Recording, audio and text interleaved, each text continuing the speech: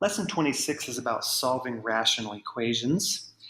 And here in exercise 1, we have a pretty simple rational equation.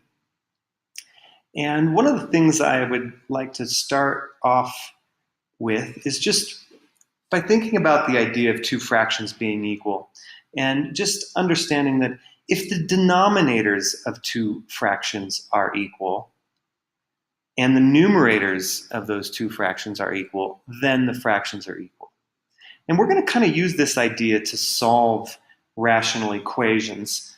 And for this simple example, we have just one single value, one single x, and it appears in the numerator. So let me simplify this a little bit by trying to find a common denominator for all these things. And I hope you already noticed that that common denominator is 6. So I'll begin by rewriting each of the expressions on the left as a fraction with a denominator of 6. And that still equals 5/6. So also, now that I have a common denominator here on the left-hand side, I can actually do this addition, and I can say 3x plus 2 all divided by 6 is equal to 5/6. And here's this whole idea about fractions that I was talking about at the beginning of the video. We have the same denominator in these two fractions, and we're saying that these two things are equal. So if the denominators are equal, then the numerators must also be equal. So from this information here, the next step, I can just say, and maybe I'll do this over here. I can just say 3x plus 2 equals 5.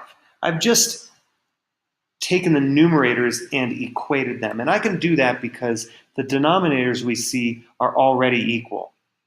And so another way of thinking about this is I could multiply both sides of this equation by 6, and then my 6's would divide out. I would, and I'd be left with this equation, which I can solve using the properties of equality. Subtract the 2 from both sides, and I get 3x equals 3, and then divide both sides by 3, and I get x equals 1.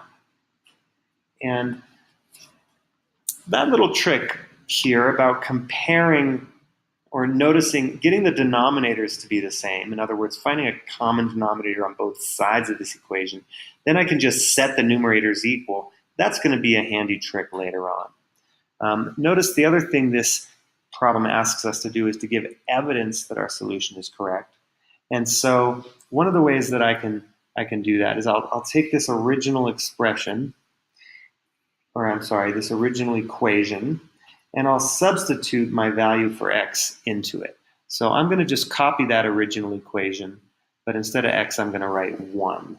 And I get 1/2 plus 1/3 equals 5/6. And I'm checking to see, is this equality hold?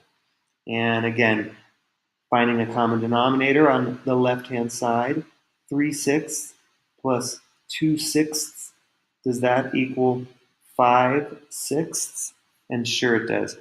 This on the left-hand side is 5/6, and that is equal to 5/6. So I've just confirmed that my value for x makes the original equation true. That's my evidence.